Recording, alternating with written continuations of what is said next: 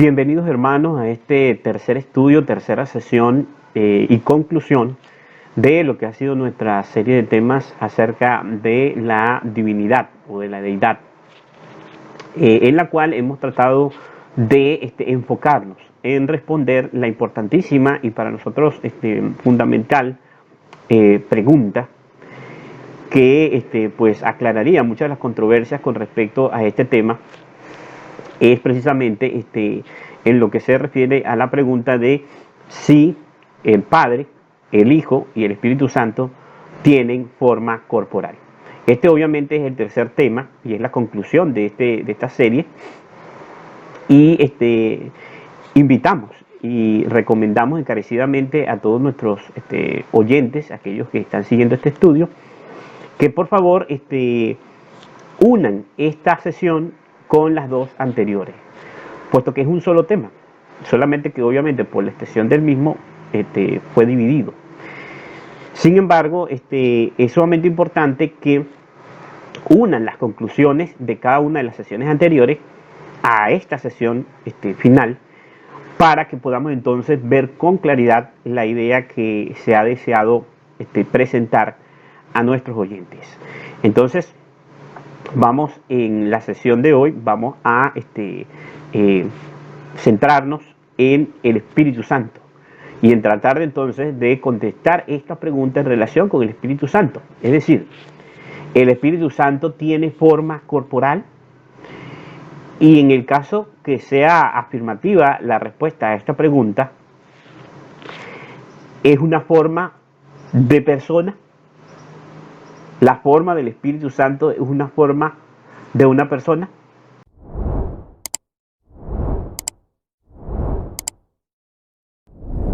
Antes de comenzar, vamos a, o de continuar, vamos a pedir la dirección de nuestro Dios por medio de una oración.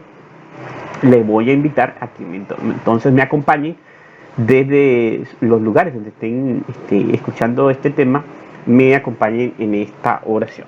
Bondadoso y amante Dios, a ti sea la honra y la gloria por los siglos de los siglos. En esta hora queremos suplicarte, Señor, de forma muy humilde, que puedas dirigir nuestras mentes nuevamente para poder entender estos importantes temas de tu palabra. Ayúdanos a poder extraer de las Escrituras las respuestas y las verdades claras que nos permitan conocer lo que es tu voluntad, lo que ha sido claramente especificado por ti, por medio de tus profetas y por medio de tus apóstoles, con respecto a el Espíritu Santo. Ayúdanos, Señor, a verdaderamente, como tú lo indicaste en tu oración intercesora, de conocerte a ti, el único Dios verdadero, y a Jesucristo, a quien has enviado, para poder tener acceso a la vida eterna en Cristo Jesús. Bendíganos, cúbranos con su justicia, permita que nuestras mentes estén preparadas para poner a un lado todo prejuicio, toda idea preconcebida y poder aceptar un claro así dice Jehová. Todas estas cosas las pedimos humildemente, reconociendo nuestros pecados y nuestra fragilidad y dando gloria únicamente a aquel que está sentado en el trono y a Jesucristo su Hijo. Y todas estas cosas las pedimos en el nombre de Jesús nuestro Salvador. Amén. Muy bien, hermanos, entonces, como veníamos diciendo, este tema es la conclusión de esta serie acerca de la divinidad y de la pregunta de si el Padre, el Hijo y el Espíritu Santo, cada uno de ellos tienen forma corporal. En los temas anteriores, específicamente el primer tema, que se trató acerca del Padre, y tratando de contestar esa pregunta, establecimos claramente cómo la Escritura muestra que el Padre tiene una forma corporal, que esa forma corporal que se siente en el trono es la forma de hombre, según nos dice la Escritura, y lo afirma claramente el profeta Ezequiel, el profeta Isaías y varios de otros escritores bíblicos. En el segundo tema tratábamos de mencionar o de especificar la misma pregunta con respecto al Hijo. Y obviamente nos referíamos al Hijo de Dios antes de su encarnación. Y preguntábamos, hacíamos la pregunta, ¿tenía el Hijo una forma corporal diferente al Padre antes de ser encarnado, y obviamente pues encontramos un testimonio abundante de las Escrituras con respecto a esta pregunta, donde se nos especifica cómo la persona del Hijo está claramente revelada en las páginas del Antiguo Testamento, es decir, antes de su encarnación, como un ser aparte del Padre, con forma corporal, de una forma muchísimo más manifestada, muchísimo más cercana a los hombres, puesto que mencionábamos varios episodios donde inclusive uno de los patriarcas luchó con el mismísimo Hijo de Dios. Moisés le vio en la zarza, Josué le vio en el campo de batalla, y hay varios episodios obviamente donde Cristo se manifiesta de forma obviamente corporal ante su pueblo y ante sus hijos, y se muestra claramente la forma corporal, es decir, que el Hijo de Dios tenía un cuerpo antes de hacerse uno con la carne humana. Ahora, llegados a este punto, antes de proseguir, necesitamos hacer la aclaración que ya habíamos mencionado anteriormente. Cuando la Escritura menciona que tanto el Padre como el Hijo tienen un cuerpo, tienen una forma corporal, debemos resaltar el hecho de que claramente se define que son formas de personas. Decíamos en una de las sesiones anteriores que la definición de persona que encontramos en la Biblia la encontramos en el libro de Génesis, precisamente en la creación de la persona que poblamos este planeta, es a saber, los seres humanos. Cuando nosotros nos referimos a personas, no nos referimos a los animales. Esto es algo que es sumamente claro. Cuando estamos hablando de personas, estamos hablando de individuos. No estamos hablando entonces de los animales. No estamos hablando de seres dominados por sus facultades inferiores, por sus instintos, sino por los seres que son dominados o regidos por facultades superiores, es decir, por haber recibido la imagen de Dios. Y esto era precisamente lo que mencionábamos y señalábamos en dicho estudio, que una de las pruebas categóricas de que el Padre tiene forma corporal es el hecho de que hizo al hombre a su imagen. Y puesto que el hombre tiene un cuerpo y un espíritu, lo cual lo constituyen en un ser viviente, por lo tanto, esas facultades, esas características son tomadas de el creador, de su creador, que lo hizo a su imagen y semejanza. Ahora bien, cuando estamos hablando entonces del cuerpo, en ningún momento hemos querido dejar la idea en la mente de ninguno, y volvemos a hacer la aclaración, de que nos estamos refiriendo a que el cuerpo del Padre sea de una materia creada. No estamos hablando de que el cuerpo del Padre es de barro, obviamente, porque el barro es una materia creada de la tierra, es decir, que estaba presente acá en la tierra. Y tampoco queremos mencionar de alguna manera que el cuerpo del Padre sea de carne y de hueso, porque es precisamente pues lo mismo. La carne, la sangre y los huesos son el producto pues del barro que fue moldeado originalmente por el creador, y entonces constituyen el cuerpo humano. No estamos queriendo decir que la sustancia, noten este término, la sustancia del Padre sea carne. Eso queremos hacer esa aclaración. La sustancia del Padre, la sustancia del cuerpo del Padre es un misterio. No sabemos qué es, porque sencillamente es la sustancia del cuerpo del creador de todas las cosas. Es una sustancia no creada, es una sustancia que trasciende pues las limitaciones de nuestra esfera de acción, que es la creación, refiriendo a nosotros los seres humanos. Ahora, cuando hablamos del Hijo, cuando estamos refiriéndonos al Hijo de Dios, nosotros entendemos que esa sustancia del Padre es compartida por el Hijo, puesto que el Hijo de Dios ha sido engendrado por el Padre y es uno con el Padre, uno en esencia, uno en carácter, en naturaleza y en propósitos. Es espíritu del Padre. Así que la sustancia de la forma personal, la forma corporal del Hijo antes de encarnarse, es de la misma naturaleza que el Padre. Y en ningún momento estamos queriendo dejar la idea de que estamos implicando de que Cristo era carne, obviamente antes de su encarnación, porque esto sería completamente imposible. Dejando este punto claro, vamos a proseguir entonces, vamos a introducirnos en tratar de contestar esta pregunta con respecto al Espíritu Santo.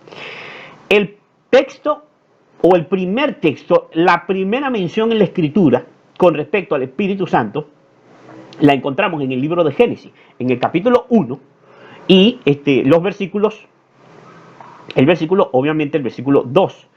Y ahí encontramos cómo por primera vez se hace precisamente una mención del Espíritu Santo, refiriéndose o hablando de él como el Espíritu de Dios, el Espíritu que pertenece a Dios.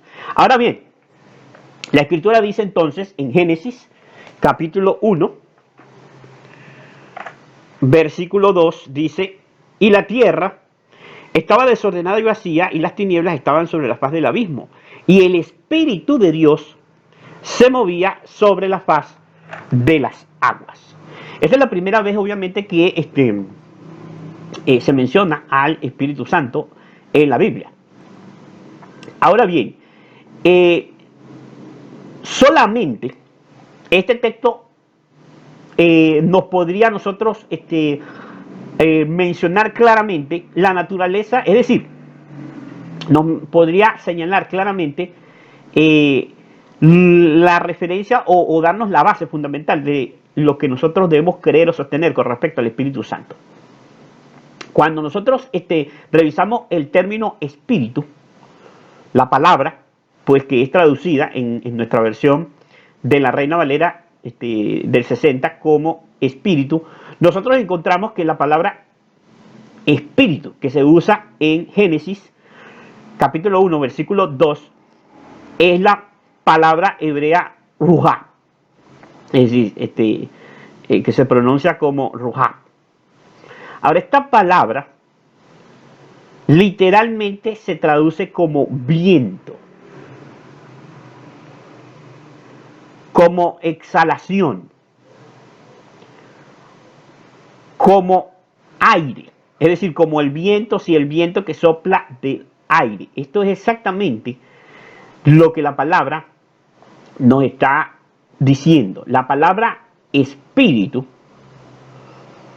es una palabra que se traduce o es igual o es sinónima en la escritura a la palabra viento, a la palabra aire.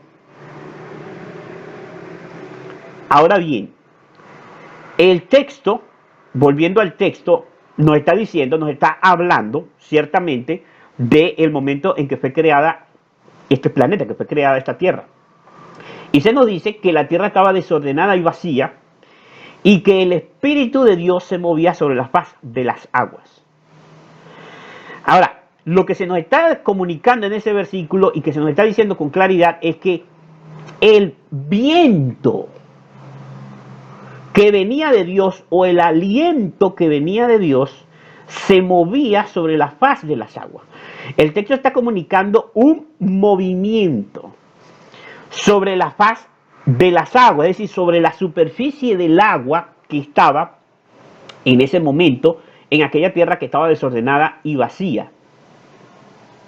Ahora, analicemos esto. El viento se movía sobre la faz de las aguas. Ahora, la palabra que se usa para mover en el hebreo nos habla de literalmente aletear. Se traduce también en otros sitios como aletear. Y se nos hace entonces referencia a que lo que se está describiendo en ese versículo es un movimiento del agua. No se ve absolutamente nada, puesto que es el viento que viene de Dios, el Espíritu, que mueve la superficie del agua a manera de pequeños roces como de un aleteo que se está haciendo sobre las aguas. Ahora, esto es lo que nos está diciendo el capítulo 1, versículo 2 del libro de Génesis. Las referencias directas a este versículo que encontramos, obviamente en la versión de, de la Reina Valera, son por ejemplo versículos como Job 26:14, que dice: he aquí, estas cosas son solo los bordes de sus caminos, y cuán leve es el susurro que hemos oído de él. Pero el trueno de su poder, ¿quién lo puede comprender? En este versículo se está usando el mismo término. En Salmo 33:6 se nos dice: por la palabra de Jehová fueron hechos los cielos, y todo el ejército de ellos por el aliento de su boca. La palabra aliento usada aquí es la misma palabra que se usa en Génesis 1:2, que es ruhab, viento. Y aquí se dice que es el aliento de la boca de Jehová, la que por medio del cual hizo todas las cosas. Esto es Salmo 33:6.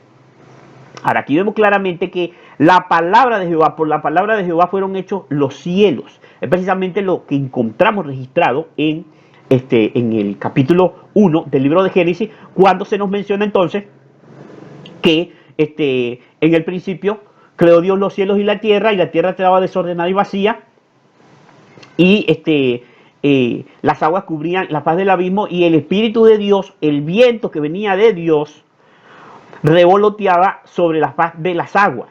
Y nos dice el versículo que sigue, el versículo 3 del capítulo 1: y dijo Dios, sea la luz, y fue la luz. Llegó a la existencia la luz. Entonces es bastante claro cuando en Salmo 33:6 se nos dice: por la palabra de Jehová fueron hechos los cielos, y todo el ejército de ellos por el aliento de su boca. Se nos está mencionando que por la palabra, por lo que salió de la boca de Jehová, es decir, por el aliento, por su aliento, por su espíritu, el aliento de su vida que salió de la boca de Jehová, fueron hechos los cielos y todo el ejército de ellos, es decir, todo lo que hay en los cielos. Ahora, en el Salmo 104:30 dice: envías tu espíritu, es decir, envías tu viento o tu aliento. Dice: envías tu espíritu, son creados, y renuevas la faz de la tierra. Salmo 104:30. Y en Isaías 40:12-14 dice: ¿quién midió las aguas con el hueco de su mano, y los cielos con su palmo? Con 3 dedos juntó el polvo de la tierra, y pesó los montes con balanza, y con pesas los collados. ¿Quién enseñó al Espíritu de Jehová, o le aconsejó enseñándole? ¿A quién pidió consejo para ser avisado? ¿Quién le enseñó el camino del juicio, o le enseñó ciencia y le mostró la senda de la prudencia? Ahora noten lo que nos mencionan estos textos. Estos textos nos dicen claramente que Dios envió el aliento de su boca por medio de sus palabras. Cuando Él pronunció las palabras, sea la luz, llegó a existir la luz.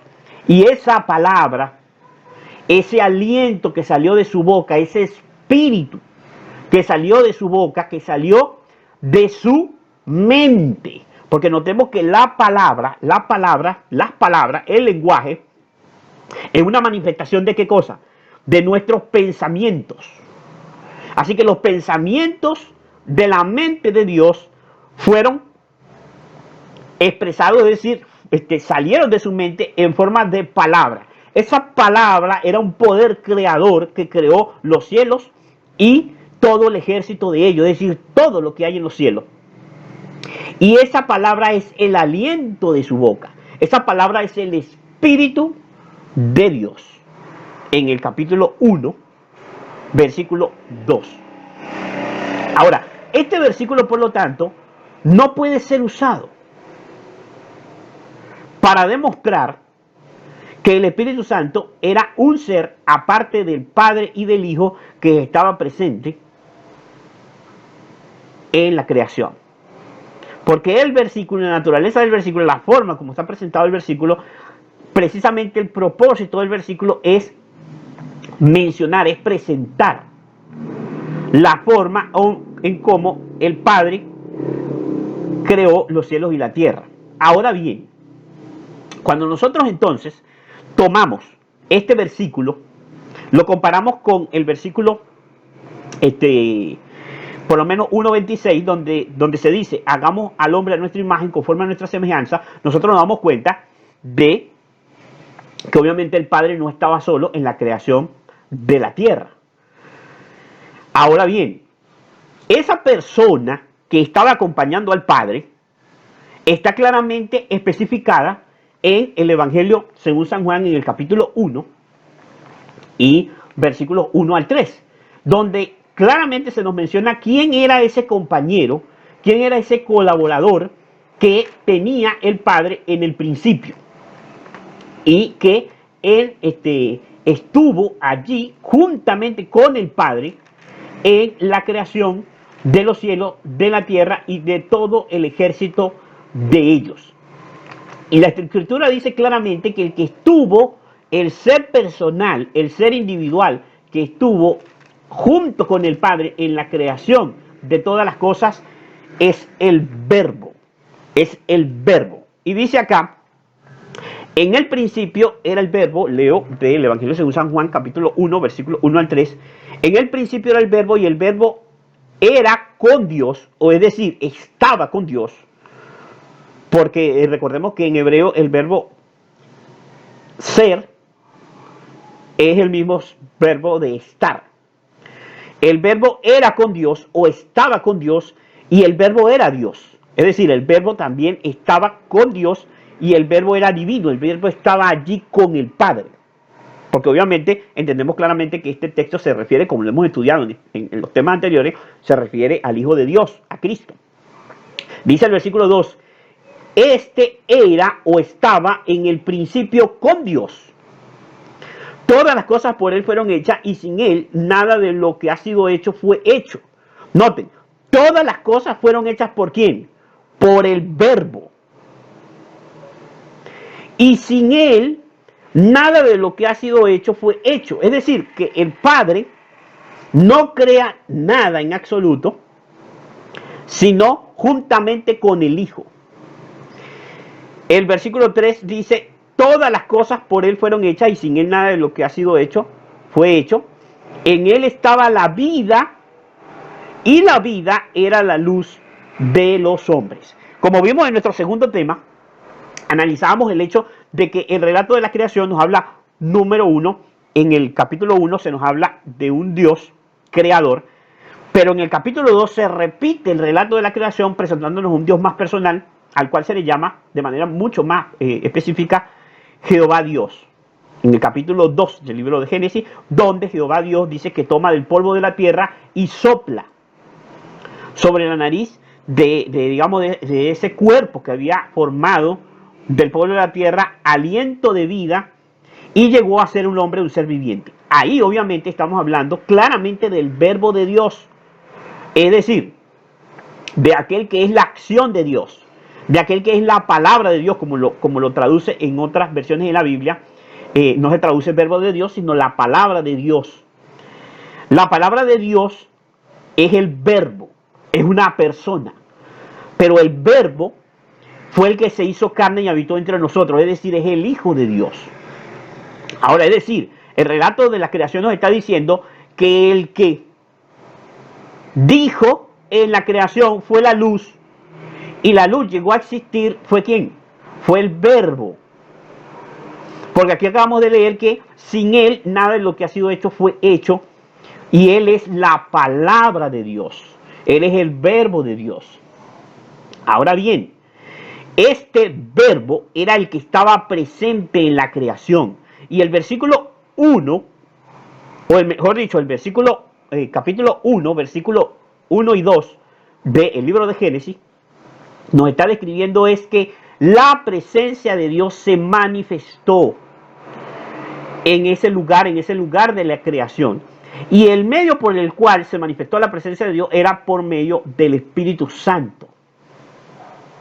Pero el que estaba presente de manera personal, de manera literal en ese lugar de la creación, por orden y por la voluntad del Padre, era el Verbo. Por eso en el capítulo 2, cuando se nos vuelve a, digamos, a resumir, se nos vuelve a traer a colación la forma en cómo fueron creadas los cielos, en este caso la tierra, el jardín del Edén y todo lo que Dios había hecho, y como se nos hace mención a la creación del hombre, se especifica que Jehová Dios tomó del polvo de la tierra, y se nos da a entender de que había un solo ser divino allí presente en el jardín del Edén, que es llamado Jehová Dios, es decir, el verbo de Dios.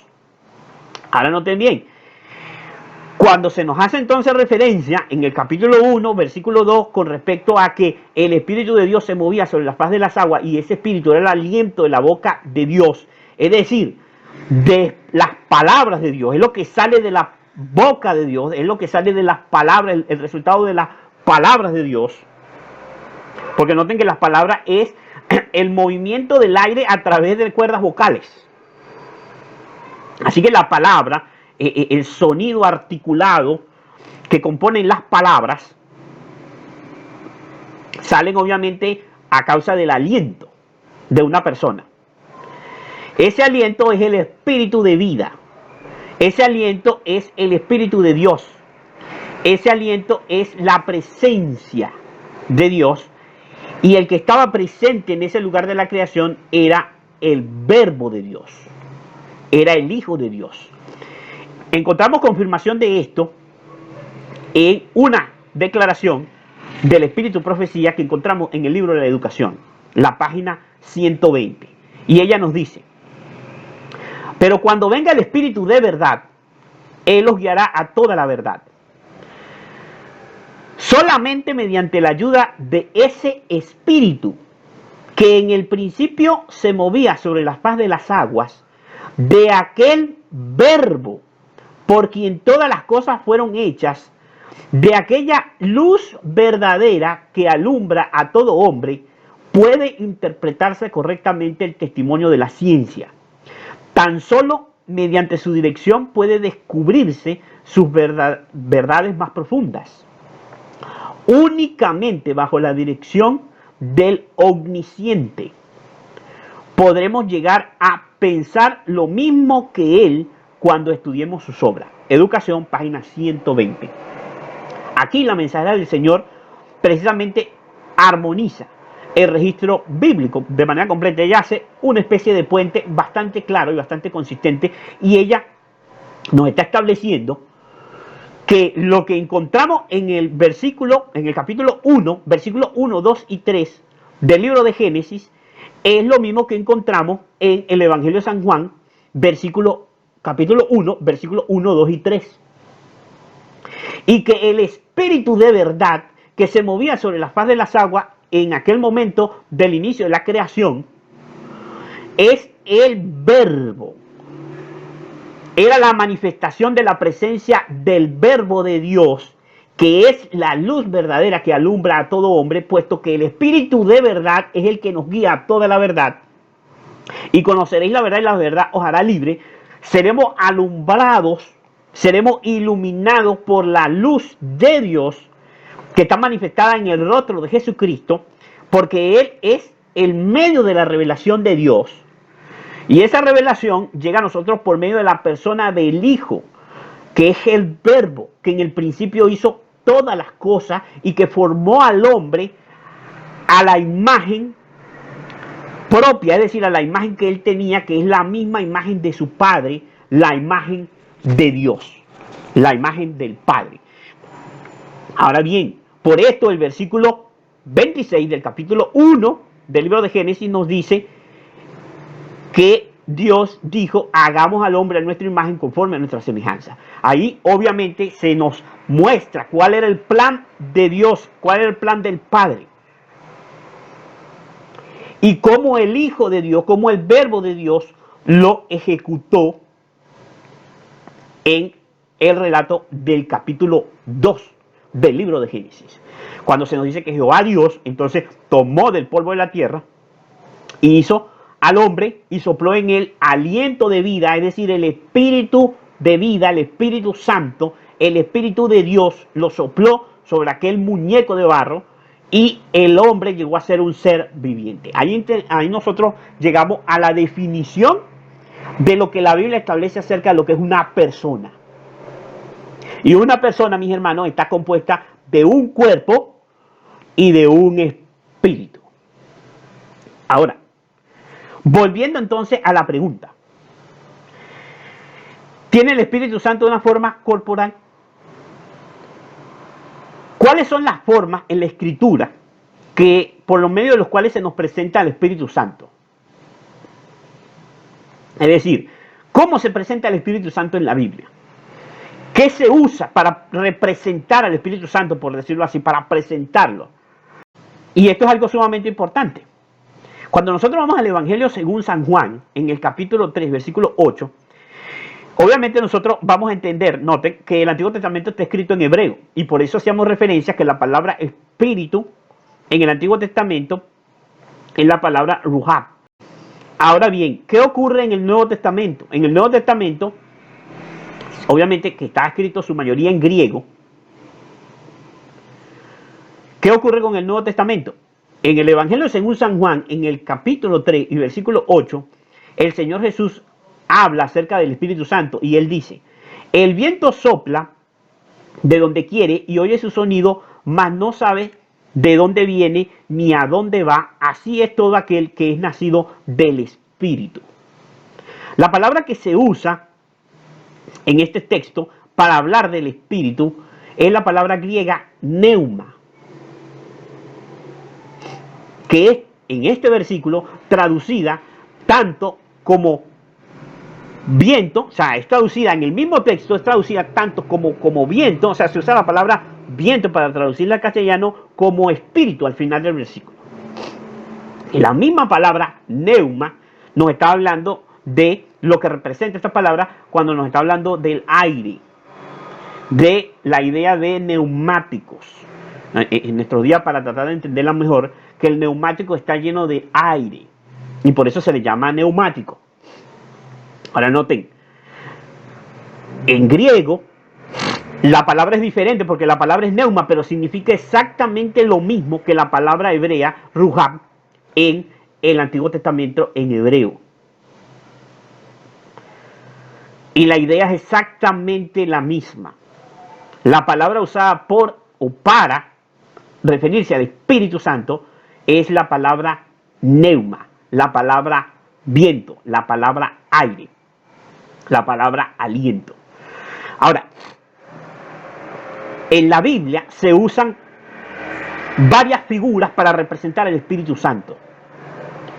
¿Y por qué razón se hace esto y no se presenta la imagen, no se presenta la forma, no se presenta de manera directa la existencia de ese ser, si acaso fuera un ser personal? Volvamos al punto. Las figuras que se usan entonces en la Biblia para referirse al Espíritu Santo son viento o aliento, como acabamos de ver en estos ejemplos que hemos puesto.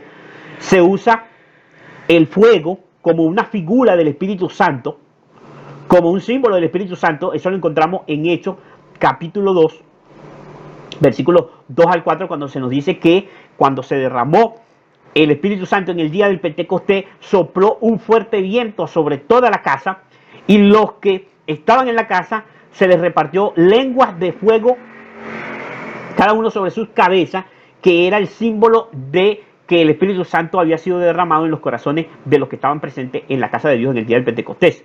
El fuego es un símbolo para el Espíritu Santo. Es una forma de representar el Espíritu Santo. Ahora, ¿qué otra figura se usa para representar el Espíritu Santo en la Escritura? En Zacarías, capítulo 4, versículos 1 al 6, se usa la figura del aceite. Se nos habla del aceite para representar al Espíritu Santo. También en el libro del Apocalipsis se nos usa la lámpara, que sería la unión entonces entre el fuego y el aceite, de lo cual se nos está hablando anteriormente en los otros textos. Se nos usa una lámpara, o en este caso 7 lámparas de fuego, para representar al Espíritu o a los 7 Espíritus de Dios enviados por toda la tierra. Apocalipsis 4, 5. El agua es símbolo del Espíritu Santo. Y hay también otras figuras que se usan para referirse al Espíritu Santo. Se usa a veces el incienso, el humo, producto del incienso se lo usa para referirse al Espíritu Santo, y hay muchas figuras para referirse a el Espíritu Santo. Ahora, notamos algo interesante con respecto a estas figuras que se usan para referirse al Espíritu Santo, y nos damos cuenta de que se usan cosas impersonales para referirse al Espíritu Santo. Se usa el viento, se usa el fuego, se usa el aceite, se usa lámpara, por lo tanto se usa la luz como símbolo del Espíritu Santo, se usa el agua, entre otras figuras. Y todas tienen en común que todas son cosas, no son personas. No se usa figuras personales para referirse al Espíritu Santo. Ahora, cuando tratamos de contestar entonces la pregunta, ¿tiene el Espíritu Santo una forma corporal?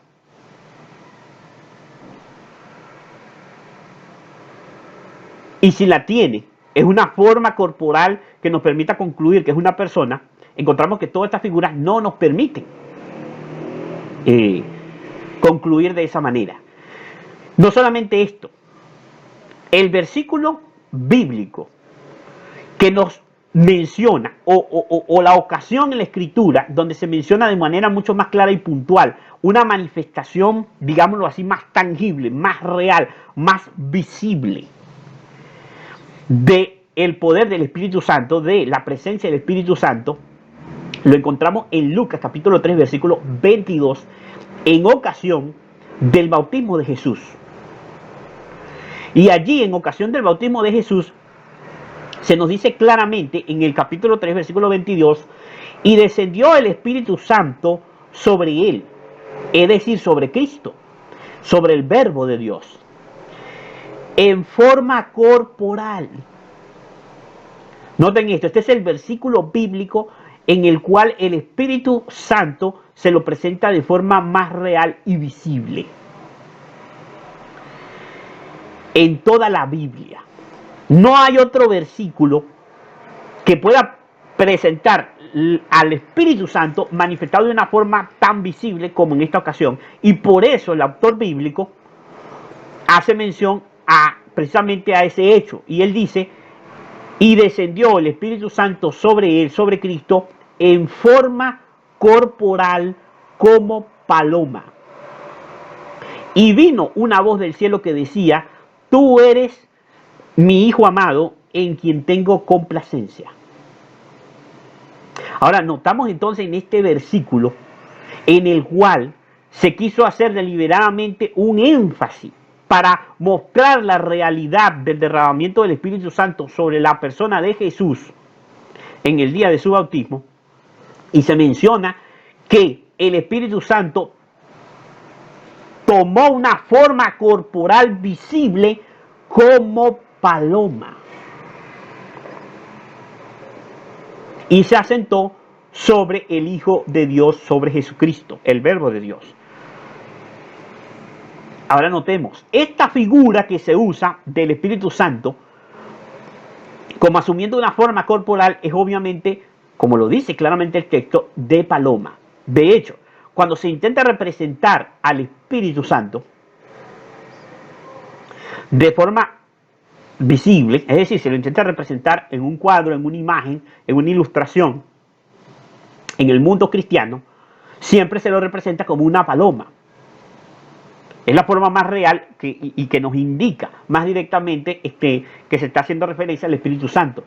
Porque en la Biblia este versículo es el versículo que más señaladamente presenta al Espíritu Santo de una forma más real, más visible, pero no lo hace para referirse al Espíritu Santo como una persona. Todo lo contrario, se representa al Espíritu Santo como una paloma, como un ser animado, pero no como un ser personal. No se lo presenta como una persona. Ahora bien, hay una declaración del libro Deseado de toda la gente donde precisamente nos confirma y nos aclara, nos alumbra, nos ilumina con respecto a este versículo bíblico de Lucas 3:22, y es muy claro, está en el Deseado de toda la gente, la página 86. Y la mensajera del Señor nos dice: nunca antes habían escuchado los ángeles semejante oración, refiriéndose a la oración que Cristo hizo inmediatamente después de subir de las aguas, después de haber sido bautizado por Juan el Bautista. Dice: nunca antes se habían escuchado los ángeles semejante oración. Ellos anhelaban llevar a su amado comandante un mensaje de seguridad y consuelo. Noten esto sumamente importante. Ellos escucharon la oración de Cristo y ellos desearon inmediatamente descender del cielo para llevar el consuelo y llevar el consuelo, llevar ánimo, seguridad a Cristo. Pero en esta ocasión, como era el Hijo de Dios, en el cumplimiento del plan que le había trazado el Padre, dice aquí la mensajera del Señor: pero no, el Padre mismo contestará la petición de su Hijo. Y entonces nos dice: salen directamente del trono rayos de su gloria, es decir, de la gloria del Padre. ¿Rayos de qué? Rayos de luz de la gloria del Padre, de la persona del Padre. Los cielos se abren y sobre la cabeza del Salvador desciende una forma de paloma de la luz más pura, emblema adecuado del manso y humilde. Entonces nosotros notamos aquí claramente cómo la mensajera del Señor nos dice que cuando el Señor Jesús oró en ocasión de su bautismo, los ángeles quisieron cumplir con su deber, porque son los ángeles los espíritus ministradores, que son los medios por los cuales el Padre está presente en todos los lugares del universo, porque los ángeles llevan la presencia de Dios, llevan el Espíritu de Dios a todos los lugares de la creación, como lo especifica el libro de Zacarías, capítulo 4, versículo 1 al 6, como hicimos referencia, cuando se refiere al Espíritu Santo como aceite áureo de los dos olivos. Y entonces se nos menciona que ellos quisieron cumplir esta orden, el Padre se los impidió porque el Padre mismo iba a contestar la oración de su amado Hijo, y precisamente dice que se abren los cielos y de la persona del Padre sentada en el trono salen rayos de gloria, rayos de luz, que al descender hacia Cristo toman la forma de una paloma y se asientan sobre el manso y humilde Cristo Jesús, y se escucha la voz del Padre que dice: he aquí, eres tú mi Hijo amado en quien tengo complacencia. Es decir, el Espíritu Santo se manifestó como resultado de la palabra de Jehová.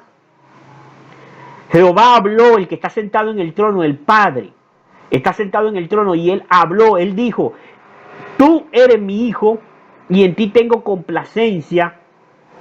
Y se manifestó la luz de su presencia de forma corporal como paloma y se asentó sobre Cristo. En ningún momento en este relato se está queriendo dar el énfasis, el significado, se está queriendo tener un propósito como para mostrar que el Espíritu Santo sea un tercer individuo divino, un tercer individuo personal.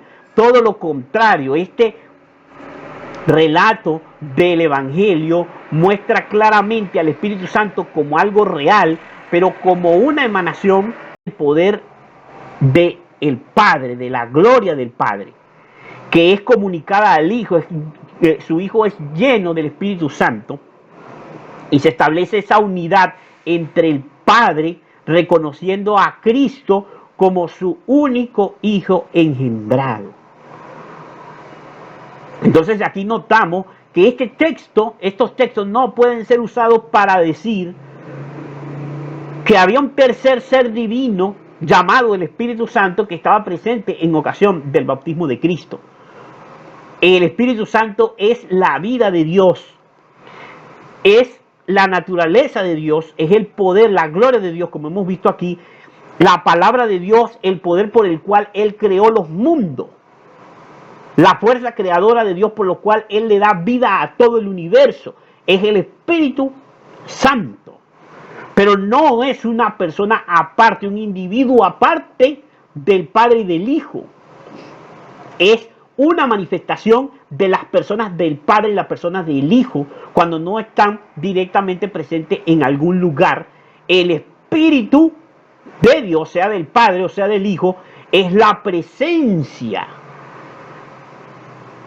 del Padre, un ser individual, un ser corporal, con forma de persona, sentado en un trono en el cielo, el creador del universo, y de su Hijo Jesucristo, otro ser personal, con forma y cuerpo personales, y el Espíritu Santo es el medio por el cual ellos se comunican, pero no es un tercer individuo. En ninguno de estos textos se presenta como que el Espíritu Santo sea un individuo aparte del Padre y del Hijo. De hecho, el hecho o la idea que comunica la Escritura con respecto a lo que es el Espíritu Santo, se nos menciona que el Espíritu Santo no tiene un cuerpo, no tiene una forma corporal como tal, como persona, como individuo. Se puede manifestar de esa forma, pero nosotros entendemos tampoco de que esta fue en esa ocasión que el Espíritu Santo se manifestó de forma como paloma, que en otras ocasiones se manifiesta de forma diferente. Y el Señor Jesús en el Evangelio lo dijo claramente con respecto a lo que es un espíritu. Y Él lo dice en el Evangelio según San Lucas, capítulo 24, versículo 39, mirad mis manos y mis pies, que yo mismo soy, palpad y ved, porque un espíritu no tiene carne ni huesos, como veis que yo tengo. En ocasión de su resurrección, el Señor Jesús les pidió a sus discípulos que para que pudieran creer que Él había resucitado, lo tocaran, lo palparan. Y Él les dijo, no soy un espíritu, porque un espíritu no tiene carne ni huesos como veis que yo tengo. Soy una persona completa. Este es mi cuerpo resucitado. Tóquenme, pálpenme. No soy meramente un espíritu. Soy un ser personal. Y por eso le pidió a sus discípulos que lo tocaran y que palparan por ellos mismos entonces toda esta verdad acerca de la resurrección del Señor Jesús. Ahora bien, entonces, cuando nosotros entonces volvemos a hacer relación con la pregunta, ¿tiene el Espíritu Santo una forma corporal? Hemos visto que según este texto de Lucas 24:39, el Espíritu Santo tomó una forma corporal como de paloma.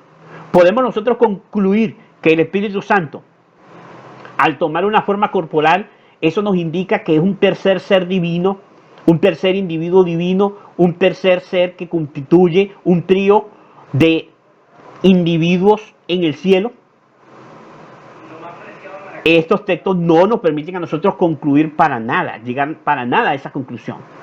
Porque todo lo opuesto, estos versos, estos casos que hemos analizado de la Escritura, nos muestran claramente el hecho de que el Espíritu de Dios, el aliento de Dios, que el viento que procede de Dios, es la manifestación de la presencia de personas divinas, en este caso, o del Padre que está en el cielo, sentado en su trono, o del Verbo de Dios, pero que no es una persona aparte del Padre y del Hijo, no es un individuo aparte del Padre y del Hijo. Ahora, nótense bien lo que estamos tratando de decir aquí. El Espíritu Santo entonces se usa para representar al Espíritu Santo figuras. Como acabamos de leer, se usa la figura también de la lluvia, del agua, porque se representa al Espíritu Santo como la lluvia temprana y tardía. Dijimos que obviamente se usaba la figura entonces de las lámparas, del aceite, del fuego, del viento o del aliento para referirse al Espíritu Santo. Todas estas figuras obviamente son figuras impersonales. Ahora, hay una declaración, hay una cita del Espíritu de Profecía que es usada, una frase de esa declaración es usada generalmente en la iglesia adventista para señalar que el Espíritu Santo es una persona y que la deidad es una trinidad. Sin embargo, esta cita, esta declaración que encontramos en el libro del Evangelismo, y obviamente con toda una historia y un contexto con respecto a la elaboración de este libro del Evangelismo, encontramos que esta cita del Espíritu de Profecía es usada por los que sostienen la doctrina de la Trinidad en la Iglesia Adventista del Séptimo Día, pero solamente usan una sola frase para ellos demostrar que de una forma muy clara y categórica la mensajera del Señor creía en la doctrina de la Trinidad. Ahora, cuando nosotros leemos toda la declaración que está en el libro del Evangelismo, aun cuando este libro fue con todo un propósito deliberado, usar declaraciones del Espíritu de Profecía que dieran a entender que ella estaba sosteniendo el punto de vista de la doctrina de la Trinidad, nosotros vemos que es todo lo contrario. Aún la misma cita nos muestra una gran verdad y quiero que la leamos acá. La cita la encontramos en el Evangelismo, la página 445, y dice así: antes de la cita o de la parte de la frase que usan los trinitarios, dice: he sido instruida para que diga, no hay que confiar en las opiniones de los que buscan ideas científicas avanzadas. Obviamente ella estaba haciendo referencia a las ideas de John Harvey Kellogg, que estaba fundamentando su panteísmo en la doctrina de la Trinidad, en especial en la creencia de que el Espíritu Santo es una persona que está presente en todos los lugares del universo al mismo tiempo. Ella dice: he sido instruida para que diga, no hay que confiar en las opiniones de los que buscan ideas científicas avanzadas. Se han hecho exposiciones como la siguiente. Noten lo que ella dice. Se han hecho exposiciones como la siguiente: el Padre es como la luz invisible. El Hijo es como la luz encarnada. Y el Espíritu es como la luz derramada. Ahora noten lo que ella está diciendo, que se habían hecho declaraciones de esta magnitud. Se dice, el Padre es como una luz invisible, el Hijo es como la luz encarnada y el Espíritu es como una luz derramada. Y ya sigue diciendo, otra declaración que se había hecho, dice, el Padre es como el rocío, es decir, como el agua. Primero lo comparan a la luz, ahora al agua.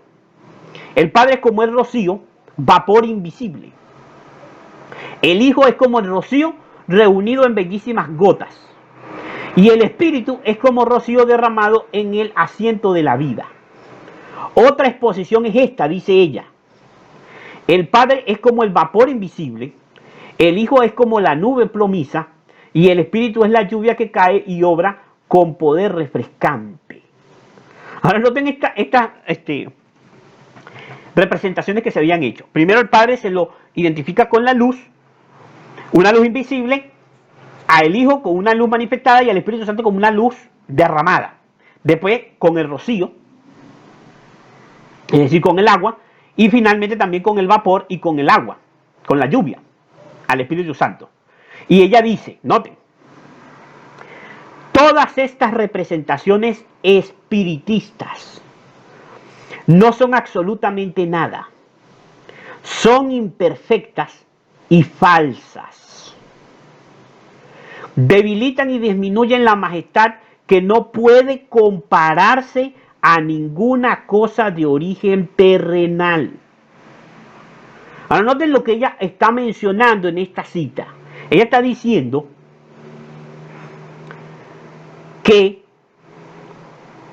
estas representaciones, esta forma de representar al Padre y decir que el Padre es como el agua, que el Padre es como la luz, que el Padre es como el vapor, que el Hijo también es de esta naturaleza, son representaciones espiritistas.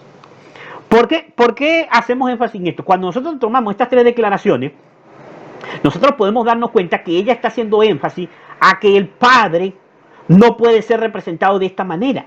Pero cuando nosotros tomamos esas frases que ella está condenando y analizamos la parte que se refiere al Espíritu Santo, nosotros nos damos cuenta que esas representaciones son usadas en la Biblia para referirse al Espíritu Santo.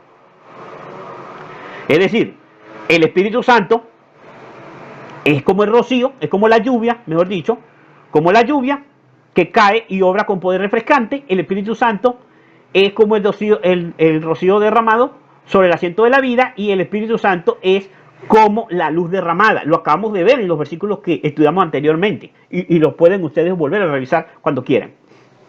Pero ella está diciendo aquí que estas representaciones son espiritistas. Ahora notemos ese énfasis. ¿Qué es el espiritismo? Empecemos por allí, empezando por ahí, porque ella acusa a estas declaraciones de ser espiritistas y son, dice, falsas. Pero empecemos por allí. Estas representaciones son espiritistas. El espiritismo es aquella doctrina, aquella creencia que sostiene que los espíritus son personas desencarnadas. Es decir, son personas sin cuerpo. Que cuando la persona muere, sale su espíritu y esa persona se va a otro sitio por medio de ese espíritu. Ese es el espiritismo. Eso es lo que plantea el espiritismo. Ella dice que cuando yo digo que el Padre es como una luz invisible y yo comparo al Padre con las cosas creadas, estas son representaciones espiritistas, dice la mensajera del Señor, y no son absolutamente nada. Son imperfectas y falsas. Y ella dice, sigue diciendo, sigo leyendo la declaración: debilitan y disminuyen la majestad que no puede compararse a ninguna cosa de origen terrenal. ¿A qué se está refiriendo ella aquí? Debilitan y disminuyen la majestad que no puede compararse a ninguna cosa terrenal. Obviamente se está refiriendo al Padre. ¿Por qué razón? Porque hemos visto claramente que la Biblia compara al Espíritu Santo con cosas del mundo creado. Viento, agua, fuego, aceite. ¿A qué ella se está refiriendo? Ella se está refiriendo al Padre. El Padre no puede ser representado por las cosas creadas.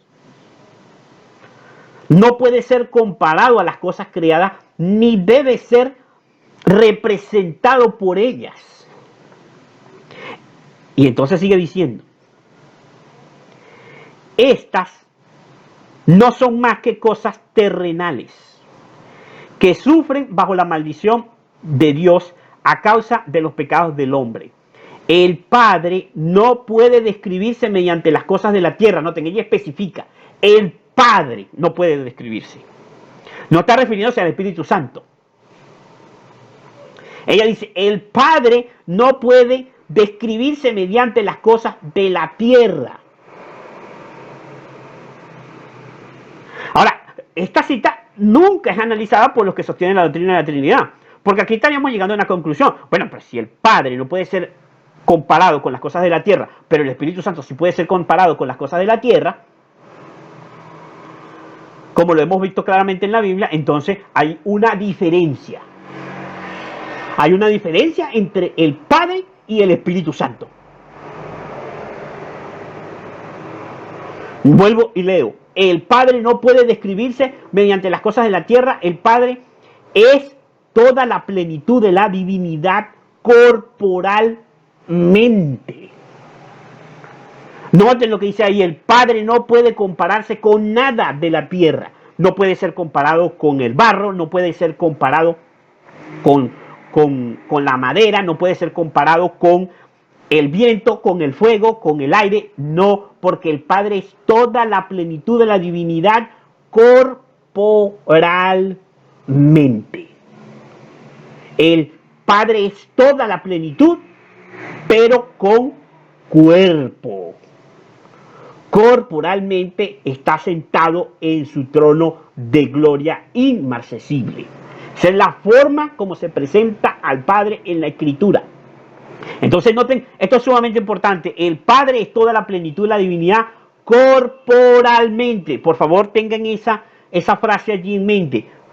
La plenitud de la divinidad corporalmente. Sigue diciendo, es invisible para los ojos mortales, por lo que explicamos ya en los temas anteriores, de que la luz que envuelve al Padre, que emana del Padre, que emana de la persona del Padre, no permite que sea visto la forma, los detalles, los rasgos característicos o personales o distintivos del Padre. Solamente se puede ver la silueta como de hombre sentado en un trono, dice la Escritura. Y lo estudiamos en el primer tema precisamente de esta serie. Ahora noten lo que ella dice, pero mantengan en su mente esas ideas que hemos leído anteriormente. Dice, el Hijo es toda la plenitud de la divinidad manifestada. Noten, ella dice exactamente lo mismo que del Padre, solamente que cambia. Ella dice, el Padre es la plenitud de la divinidad corporalmente, es decir, tiene un cuerpo. El Hijo es toda la plenitud de la divinidad manifestada. ¿Manifestada en qué forma? Porque es toda la plenitud de la divinidad claramente visible, claramente palpable, claramente cerca de la creación, cerca de los seres creados, porque Él fue el que tomó el polvo de la tierra, Él fue el que sopló en la nariz del hombre, Él es el que está en medio de los ángeles, en medio de la hueste angelical. Los ángeles ven a Dios, ven el trono del Eterno, ven el trono del Padre y están cubriendo, los querubines están allí cubriendo, pero no pueden entrar a la luz inaccesible que envuelve al Padre. Solamente el unigénito Hijo de Dios es el que tiene acceso al lugar donde mora el Padre, a la eternidad. Porque la Escritura dice que el Padre mora en la eternidad. Ahora bien, sigo leyendo la cita. Dice, el Hijo es toda plenitud de la divinidad manifestada. La palabra de Dios declara que Él es la imagen misma de la sustancia de Dios. Hebreos 1:3. El Padre solamente puede ser representado por su imagen, que es su Hijo. Cristo es el representante pleno, perfecto del Padre. Por eso cuando los discípulos le preguntaron, muéstranos al Padre y nos basta, el Señor Jesús le dijo, el que me ha visto a mí ha visto al Padre, porque Él es la imagen de Dios, Él es el representante pleno y perfecto del Padre. Él es la imagen de Dios, el único Hijo de Dios engendrado. Él es el camino, la verdad y la vida. Nadie va al Padre si no es por Él, por el Verbo de Dios. Sigo leyendo. Porque de tal manera amó Dios al mundo que ha dado a su Hijo unigénito para que todo aquel que en Él cree no se pierda, mas tenga vida eterna. Juan 3:16. Aquí se muestra la personalidad del Padre. ¿Dónde? La personalidad del Padre se muestra en el Hijo, porque como el Hijo es una persona, entonces el Padre es una persona porque el Hijo tiene un cuerpo, y como el Hijo es la imagen de su Padre, entonces se entiende que el Padre también tiene un cuerpo. Y por eso el Señor Jesús, cuando vio a la mensajera del Señor, la mensajera del Señor estaba en el cielo, la mensajera del Señor le preguntó, ¿tu Padre tiene forma como tú? Él le dijo que sí la tenía. Porque la pregunta de la mensajera del Señor fue, ¿tiene forma como tú? Refiriéndose al Hijo de Dios. Y el Señor Jesús le dijo, sí la tenía, pero que ella no podía verla, porque si la viera iba a ser obviamente destruida. Y entonces dice, el Consolador que Cristo prometió enviar después de ascender al cielo es el Espíritu en toda la plenitud de la divinidad. Ahora noten, aquí ahora se habla del Consolador, del Espíritu Santo. Y se menciona que el Espíritu Santo es toda la plenitud de la divinidad. Ahora noten que ella se detiene allí. ella no dice, como en el caso del Padre, que es la plenitud de la divinidad corporalmente. Es decir, que el Espíritu Santo no es presentado como corporalmente. No tiene ¿qué? Cuerpo. Ni tampoco el Espíritu Santo se es presentado como la plenitud de la divinidad manifestada. El Espíritu Santo no se manifiesta y tenemos como testimonio el bautismo de Cristo, donde por primera vez se menciona que el Espíritu Santo descendió de forma corporal como paloma, porque el que se estaba bautizando era el unigénito Hijo de Dios, que estaba en estrecha unión con el Dios eterno, con el Padre eterno. Y cuando el Espíritu Santo descendió del Padre hacia el Hijo, se vio una manifestación corporal del Espíritu Santo, y aún en ese caso se vio como una paloma, no como un tercer individuo, no como un tercer ser. Noten, porque ella sigue diciendo, y aquí es la parte donde toman los hermanos que son trinitarios, que creen en la doctrina de la Trinidad, para decir lo siguiente, ¿no? Porque ella dice, el consolador que Cristo prometió enviar después de ascender al cielo es el Espíritu en toda la plenitud de la divinidad, poniendo de manifiesto el poder de la gracia divina a todos los que reciben a Cristo y creen en Él como su Salvador personal. Noten, el Espíritu Santo es la plenitud de la divinidad y pone de manifiesto el poder de la gracia en los que reciben a Cristo. El que recibe a Cristo, el Espíritu Santo pone de manifiesto el poder de la gracia divina en el corazón de ese creyente, porque el creyente recibe a Cristo, no recibe a la persona del Espíritu Santo, recibe a Cristo y acepta y recibe que Cristo es su Salvador personal. O sea, que es la persona que lo salvó, que es su Salvador, que es su medio de salvación, Cristo. Pero no solamente que es un medio de salvación, sino que es una persona. Y por eso esa frase muy recurrente que ha perdido por completo significado en la iglesia, el hecho de que Cristo es nuestro Salvador personal, es una persona. Y el Espíritu Santo es simplemente el medio que trae al corazón del creyente la gracia divina de la persona de Cristo.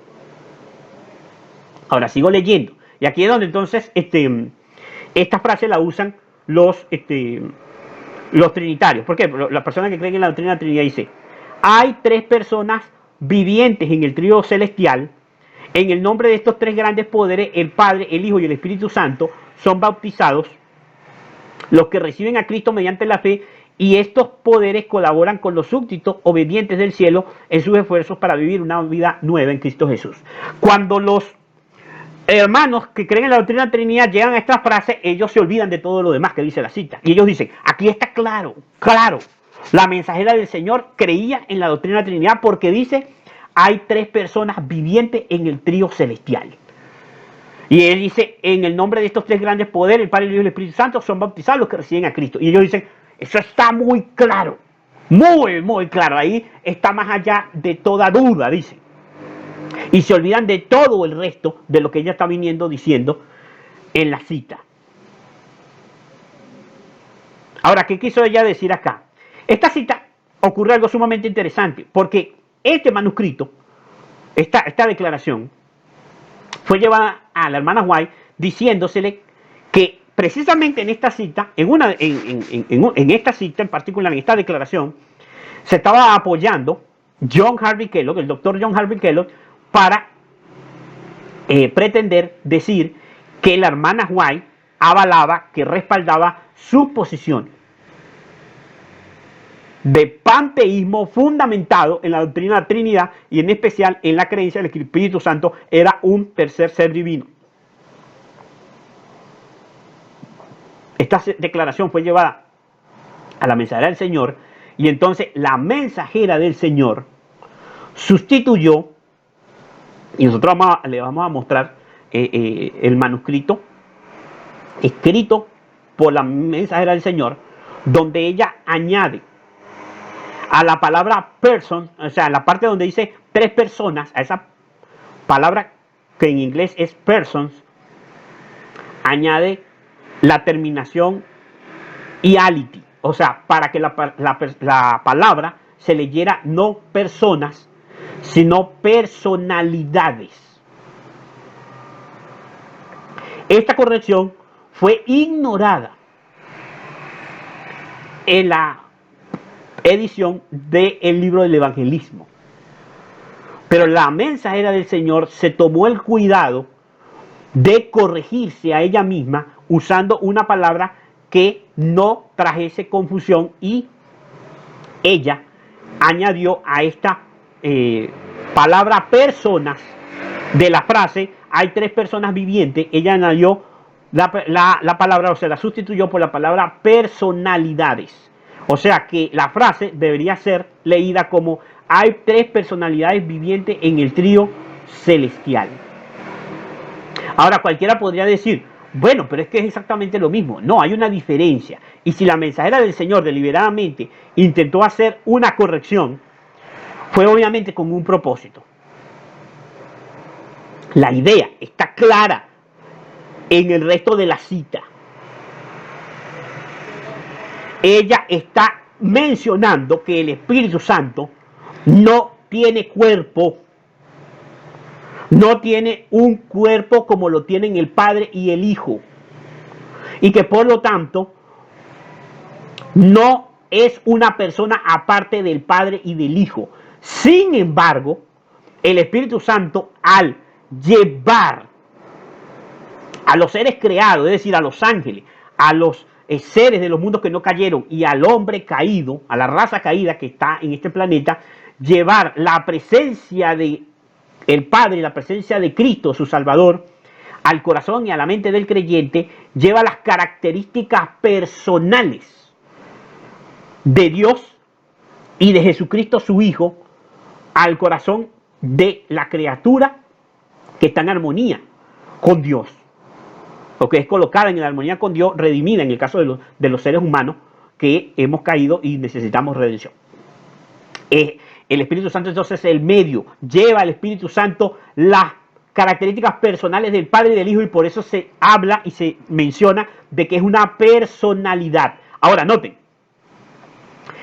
si esto fuese así, que la mensajera del Señor está tratando de decir que ella creía en la doctrina Trinidad, que el Padre, el Hijo y el Espíritu Santo son tres personas diferentes, que son tres individuos o tres seres divinos diferentes, iguales, entraríamos en contradicción con el mismo resto o el final de la declaración del Espíritu de Profecía. Porque noten que ella compara y ella dice que estos Padre, Hijo y el Espíritu Santo, estas tres personalidades vivientes, son también tres grandes poderes. Ahora, ¿a qué se está refiriendo la mensajera del Señor? ¿Son poderes? ¿Qué es un poder? Un poder es una fuerza. Yo pregunto, ¿el Padre es una fuerza? Ella acaba de decir en las frases anteriores que el Padre no puede ser comparado con ninguna cosa creada, inclusive con la energía. No puede ser comparado con los fotones, no puede ser con el movimiento de los fotones, el desplazamiento de los fotones, o sea, la luz, no puede ser comparado con el desplazamiento, con el movimiento del aire, que es el movimiento de las partículas de oxígeno en un espacio vacío, o en un espacio, no puede ser comparado con el vapor de agua, que son las partículas del agua, cómo cambian de estado de sólido a gaseoso. No puede ser comparado con la energía, ni puede ser comparado con cosas creadas, con materias creadas. Pero ¿por qué entonces está diciendo aquí que hay tres grandes poderes? El Hijo es un poder, el Hijo es una fuerza, no es una persona, pero si se hizo carne, ¿cómo puede ser una fuerza, un poder? Obviamente ella está usando diferentes palabras para referirse a los tres, pero que no necesariamente se aplican de forma directa a los tres, sino que en este sentido de que se está usando para referirse a los tres en sentido de la función y de la autoridad del Padre, del Hijo y del papel del Espíritu Santo en el bautismo, y la razón por qué los creyentes son bautizados en el nombre del Padre, del Hijo y del Espíritu Santo, entonces se dice que el Espíritu Santo es una personalidad viviente y se menciona al Padre y al Hijo como poderes. Ahora, para añadir a esto, porque cualquiera podría decir, bueno, esa es su opinión. Bueno, vamos a leer una carta que fue escrita por el hijo de la hermana White, por William Clarence White, en el año de 1935. Nótese que fue bastantes años después de la muerte de la mensajera del Señor en 1914, el 30 de abril. Él, obviamente, el hijo de la hermana White, que había sido, pues, obviamente, el apoderado, obviamente el que quedó administrando después de la muerte de su madre los escritos de la mensajera del Señor, designado por su madre, por orden de Dios, para que él continuara la obra de él no añadir, sino manejar los escritos del Espíritu de Profecía. Él escribe lo siguiente: un hermano de nombre Carl le hace una pregunta y él, obviamente, por medio de esta carta le contesta, y él dice: tengo en mis manos su carta del 24 de enero. Por algunos meses he estado tan ocupado en mi trabajo relacionado con los manuscritos que estábamos preparando para la impresión que mi correspondencia tuvo que esperar. Él estaba explicando precisamente el trabajo que él hacía, que él administraba los manuscritos de su madre. Entonces, noten lo que dice: en su carta usted me pregunta en relación a lo que yo entiendo respecto de la posición de mi madre acerca de la personalidad del Espíritu Santo. Noten cómo dice, este hermano le está preguntando qué creía la hermana White con respecto a la personalidad del Espíritu Santo. Noten, el hermano no le pregunta y William Clarence White no le dice lo que mi mamá o mi madre creía con respecto a la persona del Espíritu Santo. No, él dice la personalidad del Espíritu Santo. Y entonces él dice: yo no puedo hacer esto porque nunca entendí claramente sus enseñanzas en relación a esta materia. Noten lo que él dice. A él se le hace una pregunta y se le dice: ¿qué era lo que creía la hermana White con respecto a la personalidad del Espíritu Santo? Y el hijo de la hermana White le dice: yo no puedo hacer esto porque yo nunca entendí con claridad su enseñanza con relación a esta materia. El hijo de la mensajera del Señor. Leo esta carta porque, vuelvo y repito, hay muchos que leen y dicen: hay tres personalidades vivientes, o como dice el libro del evangelismo, hay tres personas vivientes en el trío celestial, y ellos concluyen: esto está muy claro, esto está muy claro. Aquí la hermana White está sosteniendo la doctrina de la Trinidad, eso está muy claramente revelado, dice. Pero resulta ser que el hijo de la mensajera del Señor, educado por la mensajera del Señor, o sea, hijo de su madre y de su padre, nunca entendió con claridad la enseñanza de su madre en relación a este punto de la personalidad, siendo el Espíritu Santo una personalidad. Ese aspecto nunca entendió las declaraciones de su madre. Hago mención a esto precisamente en referencia a esto porque muchos concluyen rápidamente: no, eso está muy claro. Bueno, pues déjeme decirle que no está tan claro, puesto que el mismísimo hijo de la mensajera del Señor no entendió con claridad las declaraciones de su madre, como algunos fácilmente llegan a las conclusiones hoy en día. No solamente esto, sino que entonces eso nos llevaría a la conclusión de que nosotros debemos prestar más atención a estas declaraciones y no interpretarlas sencillamente de forma superficial. Que cuando ella menciona que son tres personas, entonces yo concluyo: no, aquí está la Trinidad claramente enseñada. No debemos llegar a esa conclusión porque aún el hijo de la hermana White no se tomó esa licencia. Él dice: yo no puedo hacer esto porque nunca entendí claramente sus enseñanzas en relación a esta materia. Siempre hubo en mi mente alguna perplejidad en relación al significado de sus declaraciones, las cuales a mi forma superficial de pensar parecen ser un poco confusas. Noten, él confiesa, dice, si yo tomo de forma superficial las declaraciones de mi madre con respecto a este tema en este punto, parecen ser un poco confusas. ¿Por qué razón? Por lo que hemos dicho. Porque ella llama o usa la palabra personalidad juntamente con poderes. Es decir, en la misma idea dice que el Espíritu Santo, el Padre y el Hijo son personalidades, pero también dice que son poderes. Entonces usa términos que aparentemente parecen contradecirse para un lector superficial, y que por lo tanto estas declaraciones no pueden ser entendidas de una lectura superficial. Yo tengo que analizar lo que dice la declaración. Sigue diciendo, a menudo he lamentado el no haber poseído aquella agudeza mental que pudiera haber resuelto esto y otras perplejidades, y entonces acordarme de lo que la hermana White escribió en Hechos de los Apóstoles, páginas 51 y 52, en relación a tales misterios. Él cita a la mamá, o sea, a su madre, en el libro de Hechos de los Apóstoles. Esto es una cita del Espíritu de Profecía de la mensajera del Señor. Dice, en relación a tales misterios, los cuales son demasiado profundos para el entendimiento humano, el silencio es oro. Yo he decidido no entrar en discusiones y me he esforzado para dirigir mi mente a otras materias fáciles de ser comprendidas.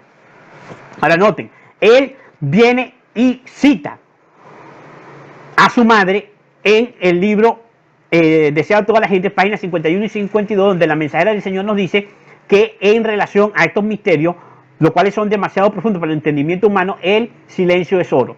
Yo quiero hacer nuevamente una pausa aquí, porque esta declaración del Espíritu de Profecía que están hechos de los apóstoles, también necesitamos analizarla en profundidad, porque algunos vienen y concluyen, después entonces de leer de que esto es un misterio, este asunto del Espíritu Santo, y entonces ellos dicen, no, bueno, esto es un misterio, este tema del Espíritu Santo es un misterio, por lo tanto deben guardar silencio los que se oponen a la doctrina de la Trinidad.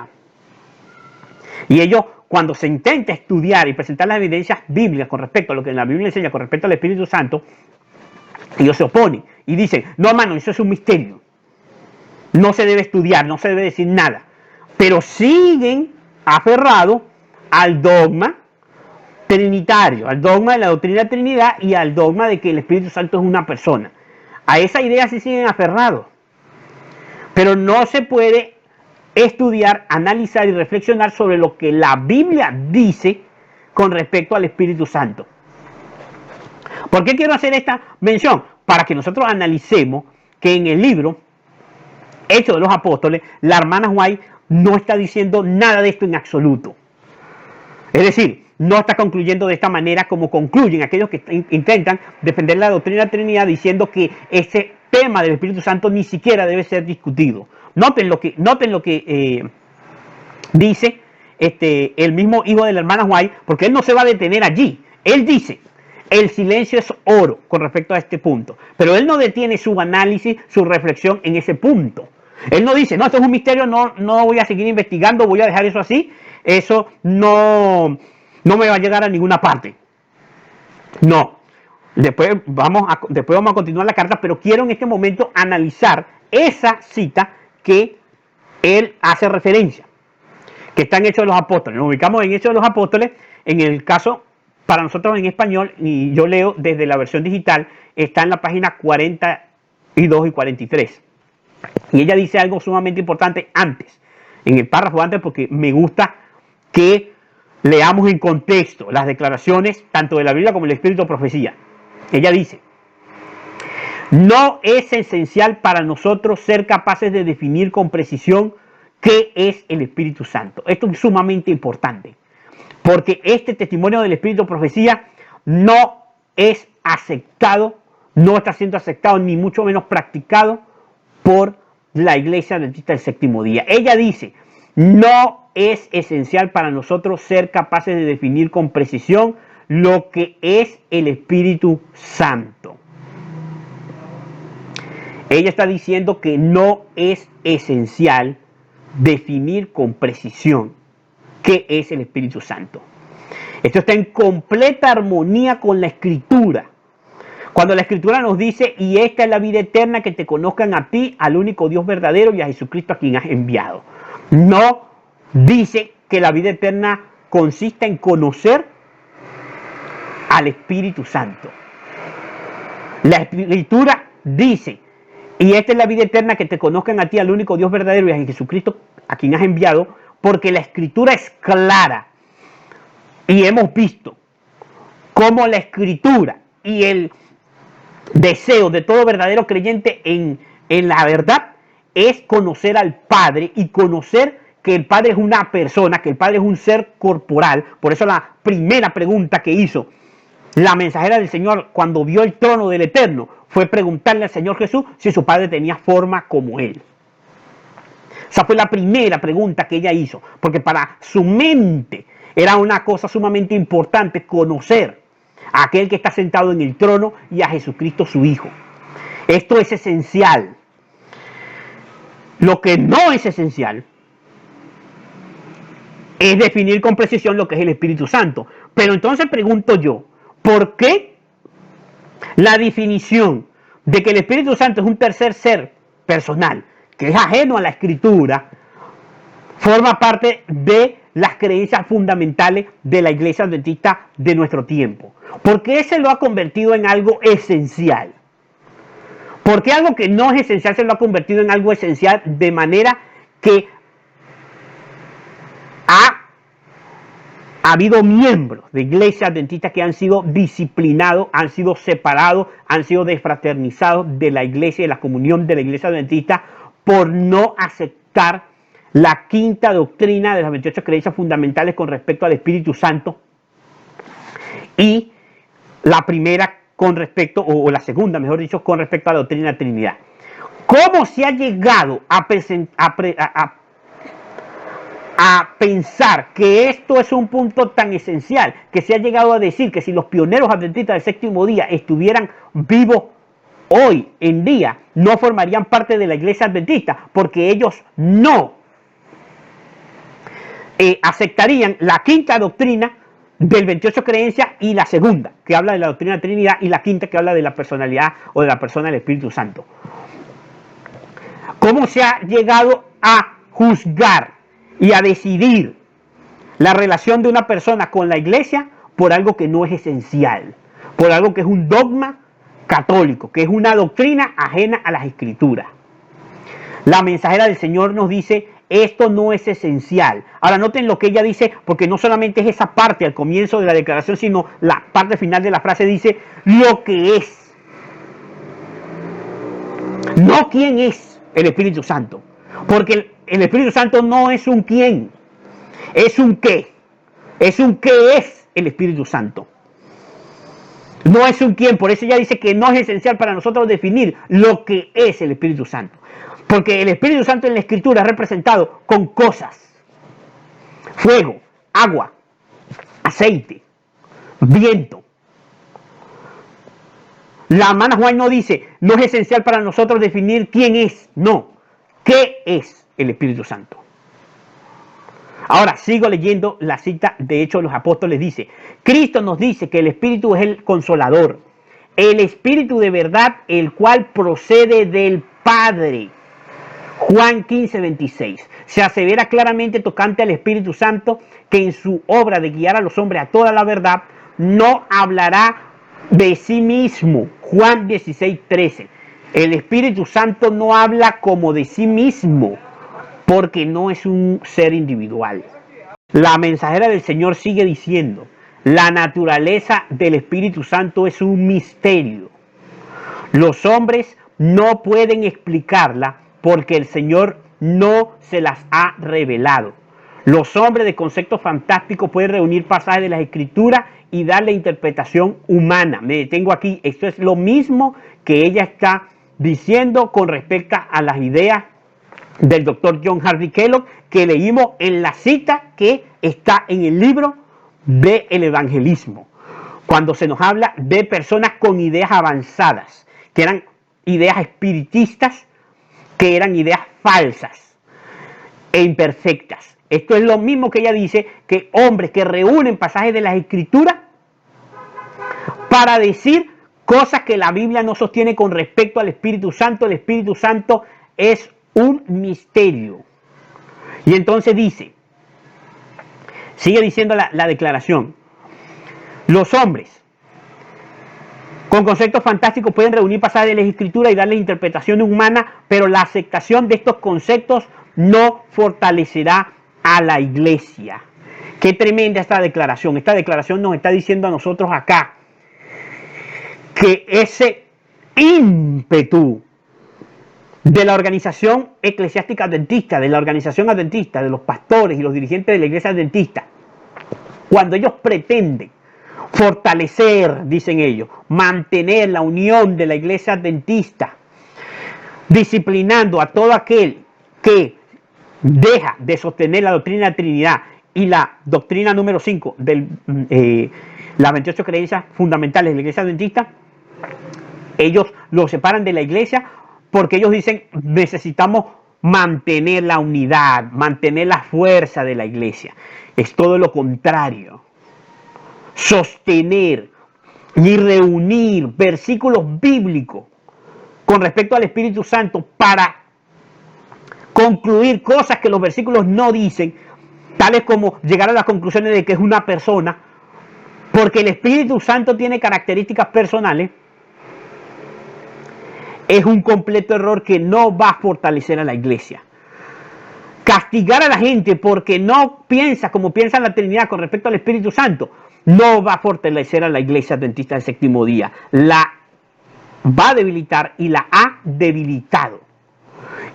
Y allí, en ese punto, es cuando la mensajera del Señor dice, en cuanto a estos misterios demasiado profundos para el entendimiento humano, el silencio es oro. Es muy fácil tomar una frase del Espíritu de Profecía y darle concluir lo que a nosotros nos parece que está de acuerdo mejor con nuestras ideas preconcebidas. Ella no está diciendo aquí en ningún sentido que debemos guardar silencio con respecto al Espíritu Santo y no debemos objetar la doctrina de la Trinidad. Todo lo contrario. Está hablando de esas ideas espiritistas que iban a ser introducidas en el seno de la iglesia adventista pionera y que después iban a constituirse en la apostasía omega porque iban a tomar el control de la obra adventista, se iban a hacer las ideas populares, iba a ser rechazado el fundamento y después entonces aquellos que defendieran el fundamento pionero iban a ser perseguidos por la iglesia. Pero esto no iba a fortalecer a la iglesia, sino todo lo contrario, iba a debilitar grandemente la iglesia. Ahora bien, volvamos a la carta del hijo de la mensajera del Señor para terminar de ver los puntos, porque este era solamente un paréntesis que quise hacer con respecto a esta cita. Ahora, aunque él dice y menciona que el tema del Espíritu Santo es un misterio, él tampoco guarda silencio, él no viene y llega a la conclusión y dice, no digan que el Espíritu Santo no es una persona, eso es una blasfemia contra el Espíritu Santo, concluyen los trinitarios, los creyentes en la doctrina de la Trinidad. Él no llega a esa conclusión al leer la declaración del Espíritu de Profecía. Él sigue diciendo en su carta, William White dice, a medida que leo la Biblia, encuentro que el resucitado Salvador sopló sobre los discípulos Juan 20:22 y les dijo, recibid el Espíritu Santo. El concepto que se recibe de estos textos parece estar en armonía con la declaración del deseado de toda la gente en la página 622 y 623, donde se nos dice que el Espíritu Santo es Cristo despojado de su naturaleza humana independiente de ella, es decir, es la naturaleza divina de Cristo. Él entonces nos dice, el concepto que se recibe de estos textos parece estar en armonía con la declaración del deseado de toda la gente, páginas 622 y 623, y también con Génesis 1:2, que fue el primer versículo que analizamos en este estudio, Lucas 1:4, Hechos 2:4, 8:15 y 10:44. Pueden ser encontrados muchos otros textos que parecen estar en armonía con la declaración del deseado de todas las gentes. Y entonces continúa diciendo, las declaraciones y los argumentos de algunos de nuestros ministros en sus esfuerzos para probar que el Espíritu Santo era un individuo, tal como lo son Dios, el Padre, y Cristo, el Hijo eterno, me han dejado perplejo y algunas veces me han dejado triste. Un maestro popular dijo, nosotros podemos considerarle a él, al Espíritu Santo, como el compañero quien dirige aquí abajo las cosas. Noten lo que él está diciendo, que él cuando comenzó a escuchar las declaraciones y los argumentos que se estaban presentando por parte de los ministros de su época, introduciendo la doctrina, la doctrina de Trinidad y la persona del Espíritu Santo como un individuo aparte del Padre y del Hijo, lo llenó a él de perplejidad, porque esas ideas no eran propias del adventismo, de la iglesia adventista del séptimo día. Eso no era lo que habían predicado los primeros adventistas, ni los que creyó la mensajera del Señor. Y él, cuando comenzó a escuchar estas ideas, se entristeció. Y menciona que inclusive había un predicador que decía que el Espíritu Santo era como un compañero.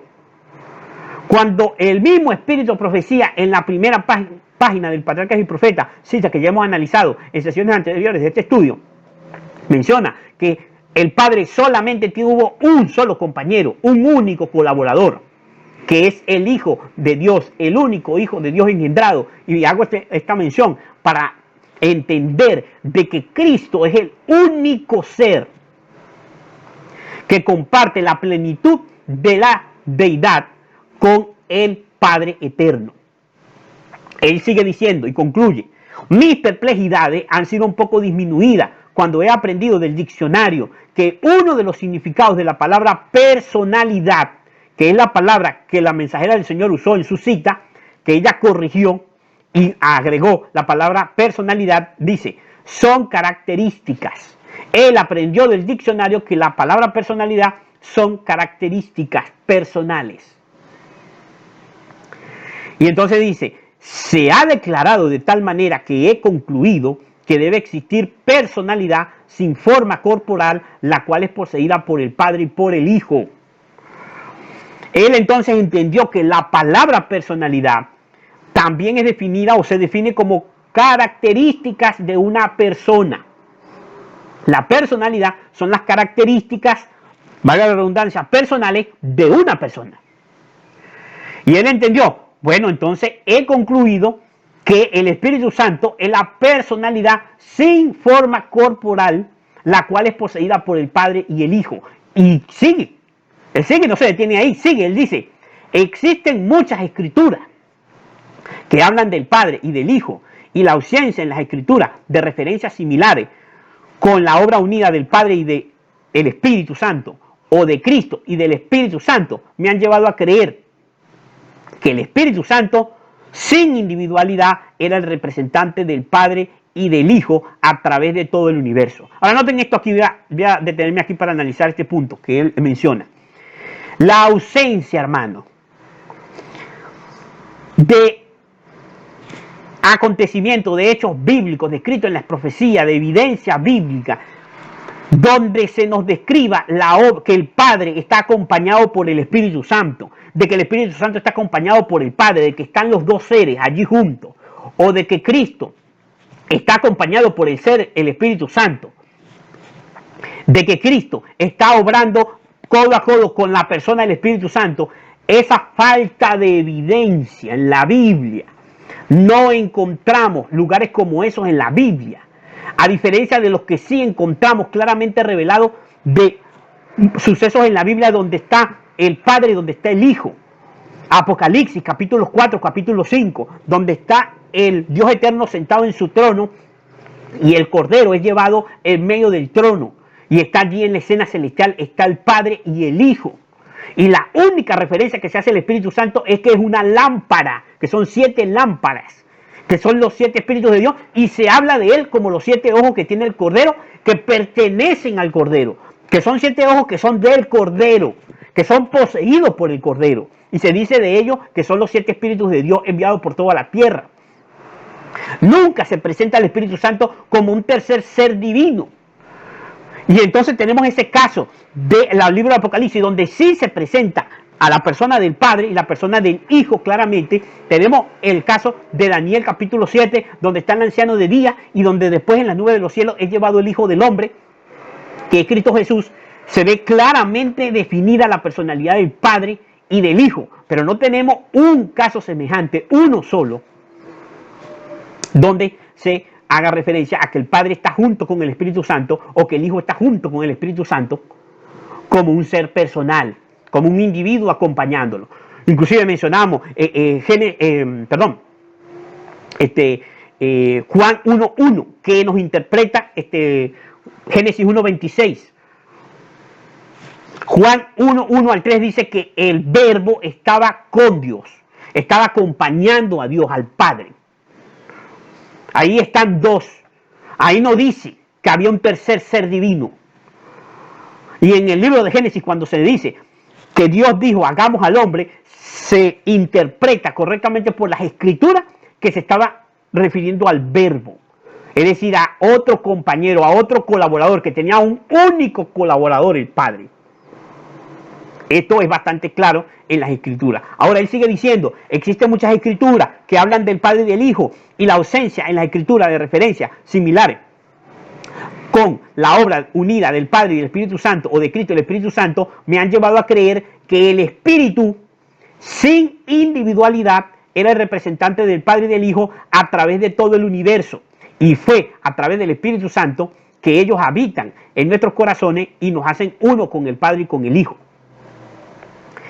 Entonces noten lo que él concluye.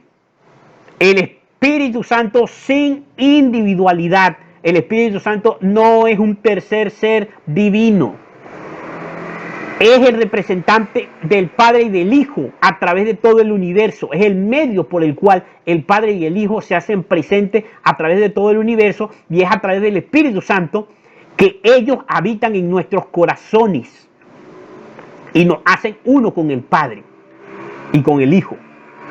Dios habita en nosotros, en este templo de carne que es nuestro cuerpo, por el Espíritu Santo. No es la persona del Hijo el que está dentro de nosotros, es su carácter, es su espíritu, su personalidad, la personalidad del Padre y la del Hijo. Por eso es que los frutos del Espíritu Santo, mis hermanos, son características personales. Los frutos del Espíritu Santo son gozo, paciencia, benignidad, bondad, fe, mansedumbre, templanza. Por eso es que esos son los frutos del Espíritu Santo, características de una persona. Y esa persona es el Padre, es el carácter del Padre, que está reflejado a su vez en el Hijo.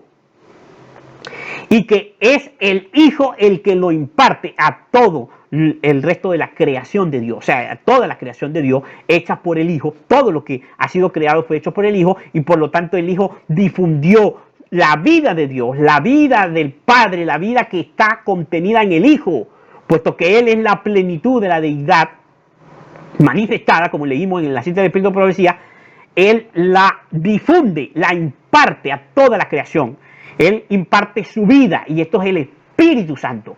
Pero el Espíritu Santo no es un tercer individuo. Esto era lo que sostenían no solamente el Hijo de la Mensajera del Señor, sino los pioneros adventistas, los primeros adventistas del séptimo día.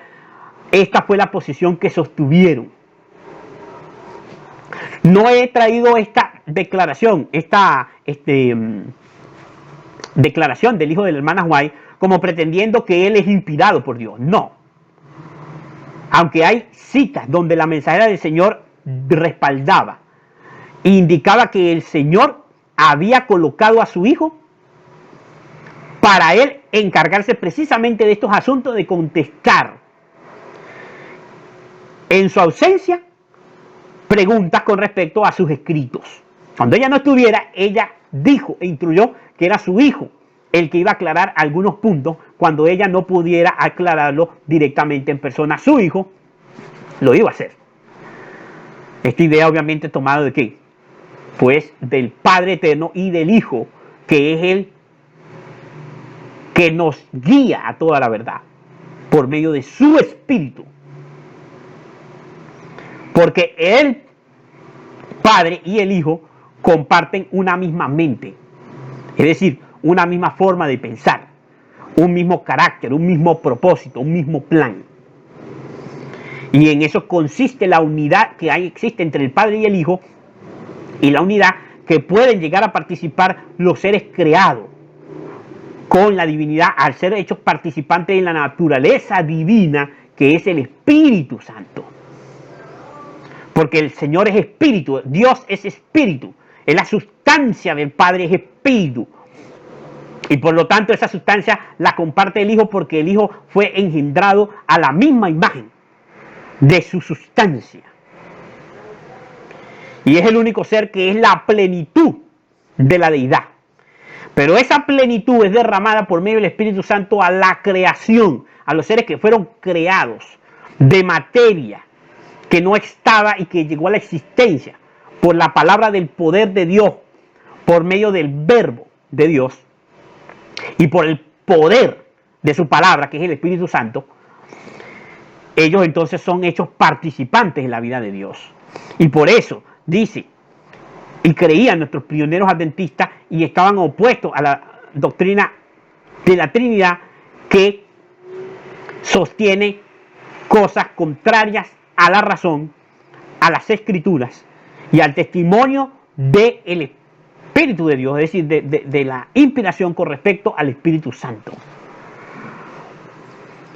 Muy bien, después de esto entonces podemos concluir que cuando entonces hacemos un recuento de todo lo que ha sido esta serie de estudios, tratando de contestar en base a la Biblia, el Espíritu de Profecía, la pregunta, si el Padre tiene forma corporal, el primer tema, claramente la Escritura nos señaló que sí tiene forma corporal, que esa forma corporal es de un ser personal, es una forma que es la forma original de la cual el hombre es un reflejo, por lo tanto se dice que es una figura como de hombre en la Escritura.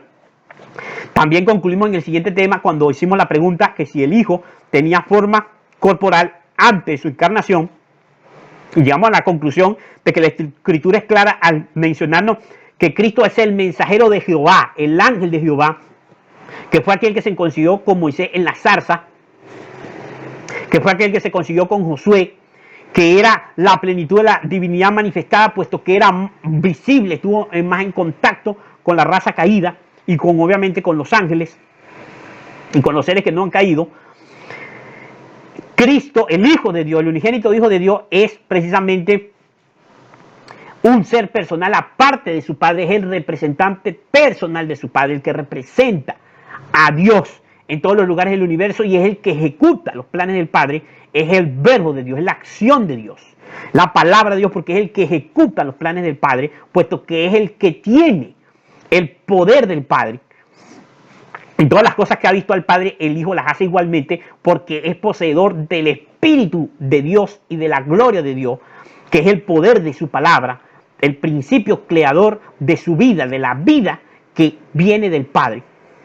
Es Cristo el poseedor de esto, y por lo tanto es una persona aparte del Padre. Pero cuando realizamos la pregunta de si el Espíritu Santo tiene una forma corporal, de persona, no tenemos evidencia bíblica, porque no hay ninguna evidencia bíblica, hermano, usted puede buscarla, donde se presente la forma corporal del Espíritu Santo.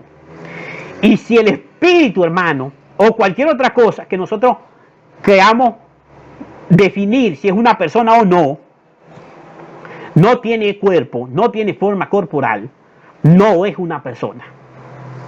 Porque decir lo opuesto es sencillamente caer en ideas espiritistas, como ya lo hemos mencionado, que la misma mensajera del Señor amonestó de que estas ideas espiritistas, panteístas, de origen trinitario, introducidas por el doctor John Harvey Kellogg, iban a difundirse a lo largo y a lo ancho de la iglesia adventista por medio de la apostasía omega.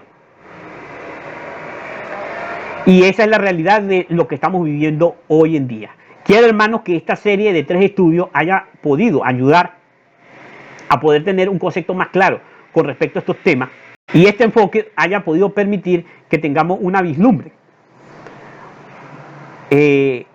más certera de estos temas tan tan importante para nosotros en este tiempo a causa de los engaños de ese poderoso enemigo que ha tratado de difundir sus errores en la iglesia remanente. Voy a invitarle para que nos coloquemos de rodillas nuevamente y concluyamos este estudio y esta serie de estudios acerca de la divinidad. Vemos. Padre nuestro que estás en los cielos, santificado y glorificado sea su santo y bendito nombre.